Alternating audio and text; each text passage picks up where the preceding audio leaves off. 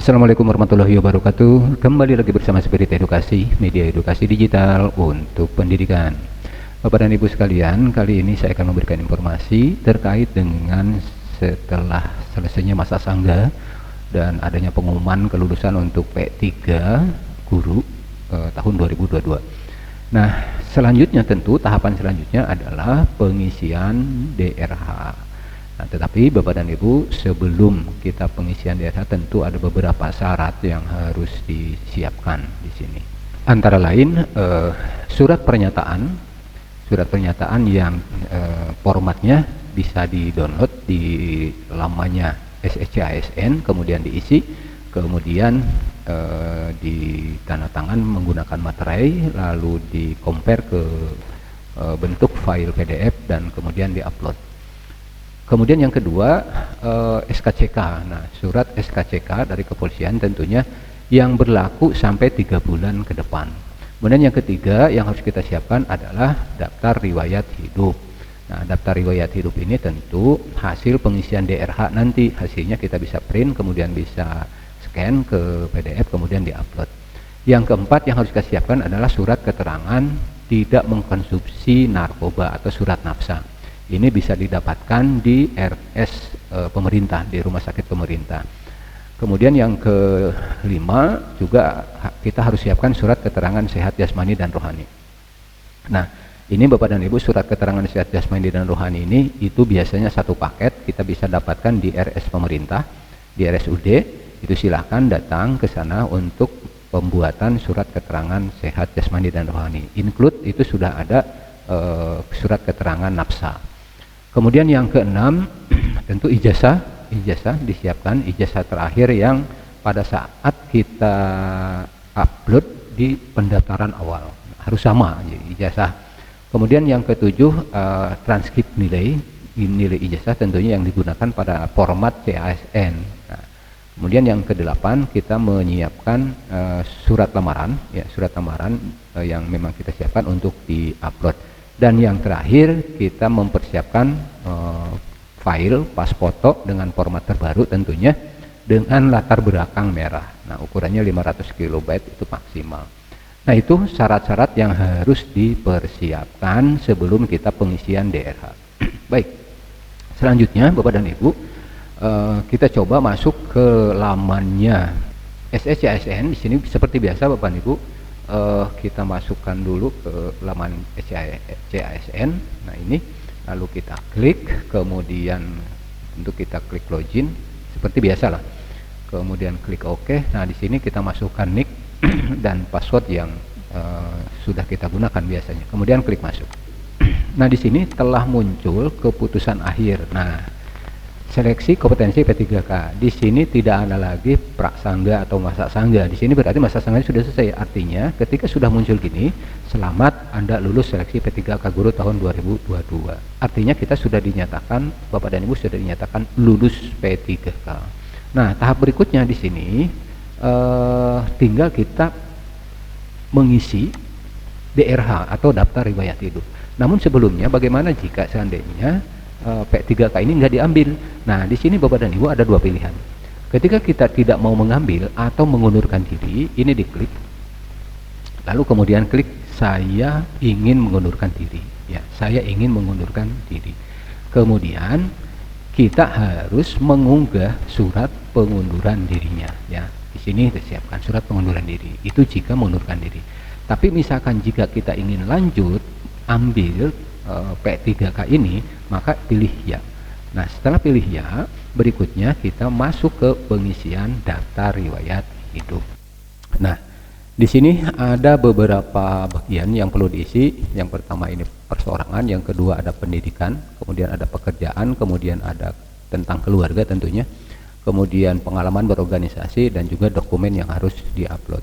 Nah, tentunya ini kita harus diisi dengan cara mempersiapkan dokumen-dokumen yang memang diperlukan. Pertama, data diri perseorangan ini. Nah, artinya di sini Bapak dan Ibu, seandainya ada kesalahan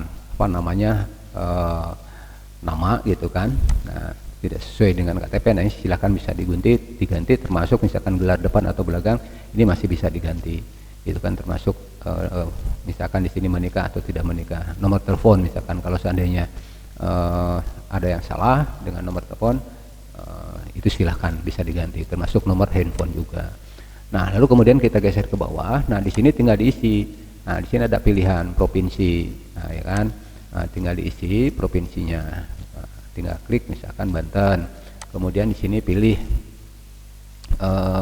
kota kabupaten kita. Nah, misalkan saya isi di sini kota kabupaten, kemudian kecamatan, ya, kecamatan diisi, kemudian kelurahan, nah, diisi. Nah, termasuk jalan, kemudian alamat lengkap dan sebagainya, termasuk kode pos dan sebagainya. Itu tinggal diisi aja. Lalu di sebelah kanannya ini keterangan tinggi badan, kemudian berat badan, warna rambut, ini tinggal diisi. Gitu kan. Nah, jika sudah Bapak dan Ibu, jika sudah maka tinggal dimasukkan kaptanya untuk apa? Untuk melanjutkan ke lembar berikutnya atau melanjutkan ke sini. Nah, ke pendidikan. Nah, ini kan nggak bisa ya. Kenapa? Karena ini harus kita isi dulu. Ininya harus kita isi dulu. Nah, misalkan kita isi di sini sesuai dengan kapta yang muncul. Nah, contoh misalkan 97C. Nah, kita coba klik berikutnya. Nah, di sini Bapak dan Ibu perhatikan, kita akan masukin tingkat pendidikan yang pernah diikuti atau memasukkan jenjang ya, jenjang sekolah dari mulai SLTP, SLTA, kemudian sarjana. Nah, seandainya di sini ada yang salah ya dari data sekolah kita, ada yang salah dari data sekolah kita, ini bisa diubah dengan cara klik ubah, atau misalkan mau menghapus tinggal klik hapus ya. Kalau ubah tinggal diubah. Nah, itu ini ada isiannya. Kemudian yang perlu diketahui Bapak dan Ibu, ijazah yang digunakan pada saat pendaftaran di P3K itulah ijazah yang akan digunakan. Jadi kita tidak perlu memasukkan lagi, misalkan di sini mau nambah ya Bapak dan Ibu, tambah pendidikan S2 misalkan gitu. Nah, itu sebetulnya tidak terhitung. Kenapa? Karena yang dihitung adalah ijazah yang pada saat kita daftar di awal gitu, dulu pada saat pendaftaran P3K. Jadi ini hanya untuk mengedit saja ketika ada misalkan salah. Lalu kemudian kursus atau pelatihan baik dalam dan luar negeri. Nah, ini sama Bapak dan Ibu. Nah, kalau seandainya pada saat kita pendaftaran ada pengisian, ini akan muncul seperti ini ya. Tapi kalau misalkan kita tidak pernah mengisi, nah itu tidak akan muncul. Nah, misalkan kita ingin memasukkan ya kursus atau pelatihan yang pernah diikuti, maka caranya tinggal klik tambah kursus di sini. Nah, di sini dimasukkan kursusnya apa, kemudian bidang, pilih instansinya, misalkan di sini Kemendikbud ya, Kemendikbud. Ini tinggal diketikkan saja, beberapa kata akan muncul dia pilihan. Kemudian jenis kursusnya apa, gitu kan. Nah, misalkan di sini ini sudah ditentukan. Nah, contoh misalkan diklat administrasi kesesuaian, diklat teknis fungsional. Jadi kita tinggal milih, tidak bisa ngetik sendiri ya. Tinggal milih. Ketika saja diklat misalkan, nah, akan muncul beberapa. Kemudian tanggal, tinggal diisi tanggalnya. Caranya seperti itu, di tahun berapa, kemudian bulan apa, misalkan Februari tanggal berapa. Nah, itu seperti itu caranya. Kemudian selesai tanggal berapa, nomor sertifikat. Nah, tentu jika seandainya kita pernah mengikuti pelatihan, kan ada nomor sertifikatnya. Ini tinggal diisikan manual di sini. Lalu berapa jam kita pernah mengikuti, misalkan 32 jam, tinggal diketikkan 32 jam. Kemudian tempat di mana, nah ini tempat pun sudah disediakan, misalkan Jakarta. Nah, dia akan muncul sendirinya ya. Nah, Jakarta misalkan, tinggal dipilih Jakarta mana, misalkan Jakarta Kota, misalkan gitu kan. Kemudian instansi penyelenggara otomatis yang sudah terisi ketika kita misalkan udah tadi ngisi di atas. Nah, jika sudah, klik simpan. Nah, kalau seandainya pengisiannya benar, nah benar, termasuk yang ada tanda bintang ini kan wajib diisi, ini harus diisi tanda bintang ini. Seandainya benar, maka akan muncul di sini. Nah, akan muncul di sini, gitu. Seandainya di sini ada yang salah, misalkan nomor sertifikat dan sebagainya, klik ubah saja, diubah, maksudnya direvisi. Ya, gampang lah kira-kira seperti itu. Nah, ini untuk pengisian kolom pendidikan dan pelatihan. Nah, berikutnya Bapak dan Ibu tinggal klik selanjutnya untuk masuk ke pengisian pekerjaan. Nah, artinya gini, pekerjaan ini misalkan Bapak dan Ibu pernah apa namanya, bekerja sampai pada saat sebelum kita dinyatakan lulus P3K. Nah, caranya klik tambah Bapak dan Ibu, klik tambah di sini, kemudian pilih instansi ya, misalkan bekerja di pendidikan, di kementerian, maksudnya di bawah naungan kementerian, kemudian jabatan selaku apa misalkan ya, misalkan jabatan selaku kepala sekolah, ini contoh saja misalkan. Kemudian tanggal mulai kapan, ini sama seperti yang tadi di pengisian kursus ya atau pelatihan, tahun berapa, bulan apa, tanggal berapa mulainya, kemudian berakhirnya tahun berapa, tanggal bulan apa dan tanggal berapa. Nah, kira-kira seperti itu. Kemudian gaji pokok dimasukkan, jangan lupa. Kemudian surat keputusan. Nah, tentu kan ketika kita bekerja itu ada SK ya, misalkan kepala sekolah SK-nya apa. Nah, kemudian di sini dimasukkan nomor SK-nya, nomornya, kemudian tanggal terbitnya berapa, kemudian pejabat yang berwenang siapa. Artinya pejabat yang berwenang di sini adalah yang menandatangani SK itu. Kita masukkan manual di sini. Jika sudah, klik simpan ya. Jika sudah klik simpan, maka nanti akan muncul ya, akan muncul seperti ini. Nah, seperti ini. Jadi ini adalah riwayat pekerjaan. Lalu kemudian ada jasa, misalkan jam penghargaan. Nah, misalkan Bapak dan Ibu punya penghargaan ya dari dalam negeri maupun luar negeri. Misalkan di sini tinggal dipilih. Nah, misalkan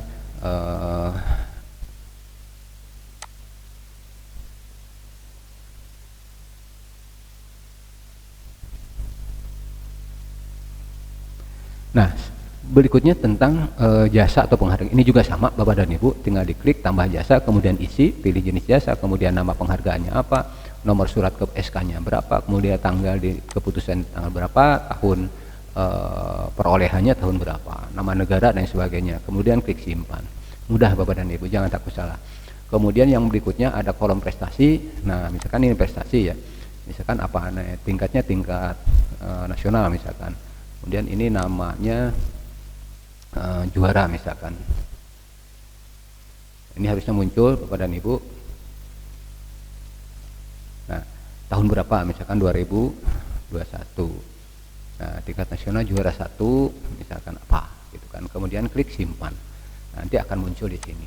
Nah, itu untuk pengisian di kolom pekerjaan, kemudian kolom pekerjaan, penghargaan dan prestasi.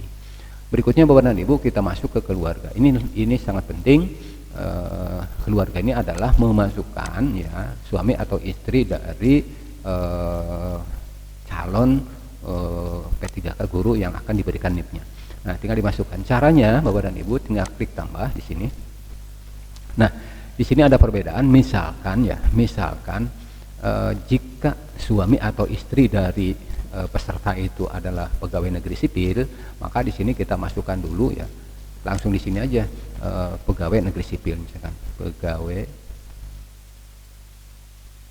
Nah, ini pegawai negeri sipil. Nah, ini mudah Bapak dan Ibu. Jika seandainya yang akan kita input istri atau suami itu pegawai negeri sipil, maka di sini tinggal masukkan aja pegawai negeri sipil, kemudian NIP-nya dimasukkan, kemudian namanya siapa dimasukkan, kemudian tinggal cari ASN ya, cari ASN. Otomatis di sini akan terisi karena data dari yang kita masukkan sudah ada kan, karena dia pegawai negeri sipil. Tapi misalkan bukan pegawai negeri sipil, nah tentu di sini kita masukkan NIK-nya ya, NIK yang ada di KK. NIK, kemudian nomor KK, kemudian pekerjaannya di sini apa? Misalkan pedagang. Nah, misalkan pedagang, klik pedagang. Nah, kemudian namanya siapa, kemudian tempat lahir di mana, tanggal lahir, kemudian kalau dagang perusahaan. Nah, ini jika perlu ya, kalau misalkan kita tidak mengisi juga nggak apa-apa, karena di sini tidak ada bintang merah itu, kecuali yang ada bintang merah ini wajib diisi ya. Jika sudah selesai, nah di sini ada yang paling penting Bapak dan Ibu, status hidup. Nah, di sini hidup ya, misalkan hidup atau meninggal. Kalau meninggal juga ini data ini harus diisi dulu gitu kan, maksudnya yang tanggal menikah kapan, kemudian akte menikahnya nomornya berapa, kemudian status di sini kan menikah misalkan nih, menikah. Nah, di sini kan ada nomor berapa, kemudian tanggal berapa gitu kan, kemudian statusnya hidup. Ini juga harus tapi seandainya meninggal sini, nah di sini juga tetap harus diisi dulu, baru di save. Jika tidak, ini tidak bisa di save, harus dilengkapi dulu. Nah, kira-kira seperti itu. Nah, itu untuk menambahkan istri atau suami. Berikutnya di menu keluarga ini memasukkan anak. Nah tentu ini kita siapkan ya kakaknya. Kemudian pertama misalkan tambah. Nah di sini nicknya masukkan. Misalkan anak pertama kita masukkan nicknya, kemudian nomor kakaknya berapa, kemudian pekerjaannya. Nah di sini pekerjaannya bisa dipilih. Jika belum bekerja, tinggal klik belum bekerja. Atau jika mahasiswa masih sekolah, ada di sini pelajar dan mahasiswa, tinggal dipilih. Kemudian tempat lahir, tanggal lahir, kemudian ini kalau bekerja perusahaannya apa. Nah ini pun jika diperlukan, jika mau dikosongkan nggak masalah. Kemudian jenis kelamin, laki atau wanita. Kemudian status hidup atau meninggal. Hidup, saya klik hidup, jika sudah klik simpan. Nah nanti akan muncul seperti ini, anak kedua, anak ketiga dan selanjutnya. Caranya tinggal sama ya, klik ini tambah riwayat anak. Nah itu untuk anak. Kemudian orang tua, nah tentu orang tua kita tinggal masukkan, caranya sama, klik di sini, kemudian nomor induk, kemudian nomor kakak berapa, kemudian pekerjaan apa, misalkan tidak bekerja. Kalau meninggal ya kalau misalkan sudah meninggal itu diisinya tidak bekerja saja Bu ya, tidak bekerja. Nah misalkan di sini tidak bekerja. Nah ini kalau meninggal, namanya siapa, tempat lahir di mana, tanggal lahir berapa gitu kan, ini kosongkan. Kemudian jenis kelaminnya apa, misalkan bapak ya bapak berarti pria. Kemudian status, nah meninggal jika sudah meninggal. Nah kemudian baru di save. Tapi tetap ini harus diisi dulu, yang ada bintang merah harus diisi dulu. Kemudian berikutnya misalkan orang tua atau ibu kandung. Nah tinggal sama caranya, klik tambah. Nah di sini masukkan nama ibu kita gitu kan, jika masih ada. Nah di sini status hidup, jika sudah tiada klik meninggal, sama seperti itu. Lalu untuk saudara kandung sama, saudara kandung ada 4 isi 1 2 3 4, caranya sama. Kemudian bapak ibu mertua juga dimasukkan, bapak dan ibu mertua kita masukkan. Jika sudah selesai bapak dan ibu, jangan khawatir salah ya. Kalaupun salah, misalkan ini kan bisa diubah. Nah di sini ada kolom perubahan ini ya, untuk mengedit. Nah jika sudah, kita masuk ke organisasi. Nah di organisasi ini bapak dan ibu, misalkan bapak dan ibu pernah aktif di mana, di MGMP. Nah caranya sama. Jadi di sini yang ditanyakan adalah nama organisasinya apa, kemudian pilih jenis organisasinya, kemudian jabatan di sini sebagai apa, kemudian nama kedudukan ya kan, kemudian tanggal mulai dan tanggal selesai, tempat di mana, kemudian pemimpinnya siapa di organisasi itu. Misalkan kita selaku sekretaris, berarti ketuanya siapa, klik simpan. Dan berikutnya ini akan tampil, jika kita pengisian dengan benar akan tampil seperti ini. Nah ini udah selesai untuk pengisian.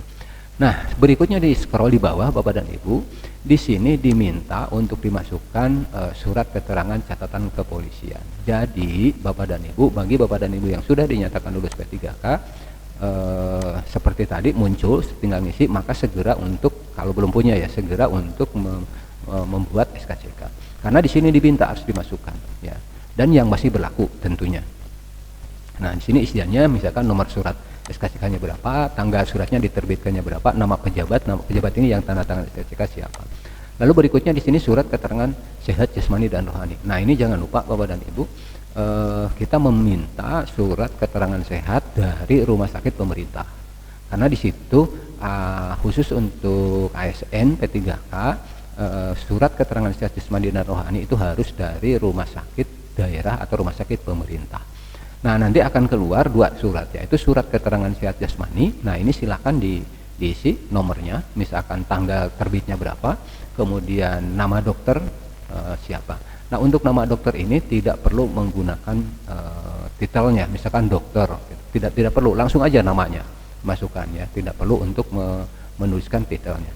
Nah ini untuk surat keterangan SKCK dan surat keterangan sehat jasmani dan rohani. Di sebelah kanan ini juga harus menjadi wajib ya, menjadi syarat wajib, harus memiliki surat keterangan bebas nafsa.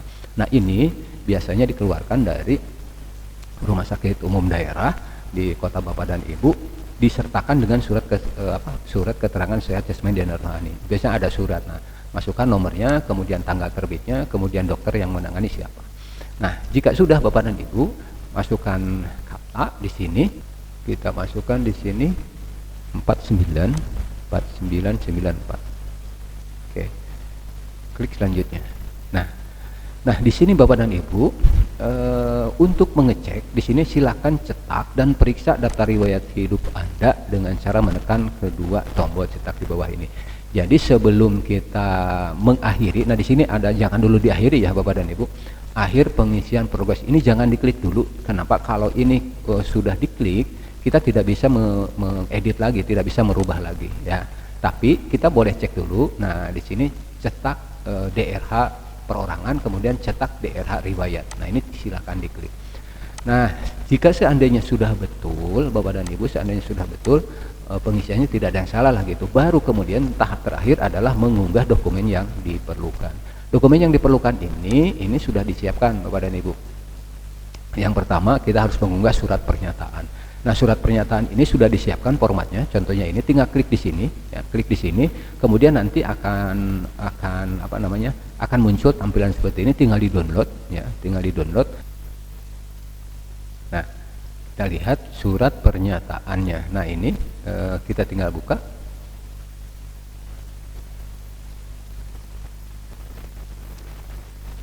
Nah, ini formatnya sudah disiapkan Bapak dan Ibu. Jadi kita tinggal ngisi saja.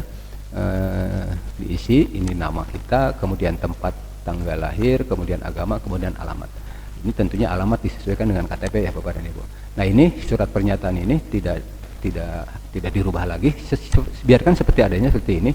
Paling kemudian titik mangsanya kita masukkan di sini, nama kota kita, kemudian tanggal kita pada saat pengisian, kemudian kasih nama dan materai, baru tanda tangan. Nah, ini yang diupload. Jadi setelah jadi misalkan sudah dalam bentuk Word ini, kemudian kita rubah ke PDF.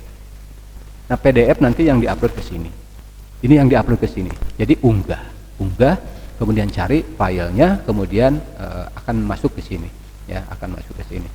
Yang berikutnya juga sama. Di sini misalkan surat keterangan catatan kepolisian, SKCK. Nah, SKCK itu di scan. Diusahakan scannernya Bapak dan Ibu jangan menggunakan handphone ya, tapi menggunakan scan biasa, maksudnya scan yang printing. Ini disarankan seperti itu. Dan kapasitasnya ini tidak boleh lebih dari 1000 kilobit ya. Kalau misalkan lebih boleh dikompres dulu. Nah, ini untuk SKCK. Makanya tadi saya bilang ketika sudah selesai kita dinyatakan lolos, segera untuk membuat SKCK dan surat sehat ya, jasmani dan rohani, dan juga surat bebas nafsa. Kenapa? Karena ini di-upload di sini kan. Nah, termasuk daftar riwayat hidup yang diisi dan diunduh yang tadi DRH, kemudian di scan ya, yang tadi itu. Nah, di sini kan ada kita download ini nih, daftar riwayat hidup. Nah, ini di scan kemudian diupload ke sini. Kemudian surat keterangan sehat jasmani dan rohani. Nah, ini yang tadi saya maksudkan, bahwa ini harus di scan dulu baru diupload dalam bentuk PDF semua. Kemudian file scan ijazah pendidikan asli atau ijazah penyerasan dikti. Artinya di sini ijazah yang didaftarkan pada saat kita daftar P3K itulah yang di-scan.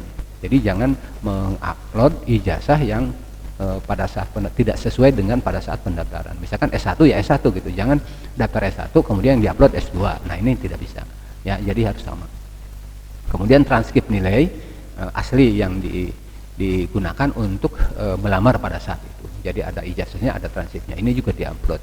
Kemudian scan lamaran CASN yang ditujukan kepada instansi yang Anda lamar. Misalkan Anda ditempatkan di sekolah mana, misalkan. Nah, itu disitulah dilamar, ditujukannya. Yang terakhir ada pas foto, format terbaru, tentu yang terbaru dengan latar belakang merah, ukuran maksimal 500 kilobit dalam bentuk JPEG. Berarti kan harus tapi foto yang berlatar belakang merah. Nah, ini Bapak dan Ibu, jika sudah selesai semua, boleh Bapak dan Ibu cek lagi dan sebagainya. Jangan dulu buru-buru untuk akhiri proses pengisian DRH. Tapi jika seandainya dirasa sudah selesai semua, sudah tidak ada yang salah, maka Bapak dan Ibu tinggal klik akhiri proses pengisian. Ini, klik ini. Nah, itu artinya berarti kita sudah mengirimkan DRH di lamannya SSCASN. Dan itu sudah tidak bisa dirubah lagi ketika misalkan kita sudah mengakhiri atau mengirimkan data yang kita. Nah, demikian Bapak dan Ibu informasi bagaimana cara pengisian DRH bagi Bapak dan Ibu yang dinyatakan lolos pasca masa sanggah, dan silakan untuk segera mengisi DRH dan melengkapi dokumen-dokumen yang diperlukan. Semoga ini bermanfaat dan saya ucapkan selamat kepada Bapak dan Ibu. Terima kasih. Assalamualaikum warahmatullahi wabarakatuh.